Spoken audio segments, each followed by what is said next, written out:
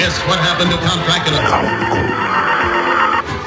Maybe his name means nothing to you. Norman J. Warren, however, is one of the few creators who faithfully served the genre he chose.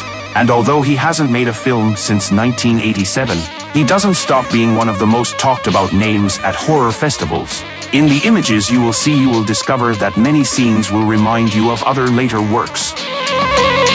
The director took his first steps in 1968 with Loving Feeling and Her Private Hell, a period of soul-searching and experimenting in short films and television productions followed.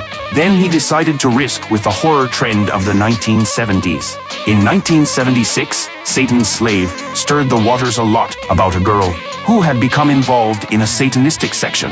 The film contains all forms of sex and violence, and because it received negative reviews for its cruelty, his next films contained exclusively psychological violence and more intense emotions, which the titles clearly stated. Terror includes scenes that we kinda saw 4 years later in Evil Dead, but the suspense is even greater and immediate.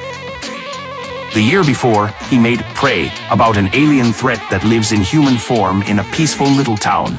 He stayed in the sci-fi genre and made Spaced Out, also known as Outer Touch, and Inseminoid in 1981, about an alien menace, which was even more terrifying and a minor hit, with great special effects. After a 6-year hiatus, he finished 2 more projects with no box office success: Gunpowder and Bloody New Year. He retired with the moral satisfaction that he had never deviated from his favorite subjects for a moment. The legend of Frankenstein once again brings terror. The dramatic nature of this Halloween comes early this year.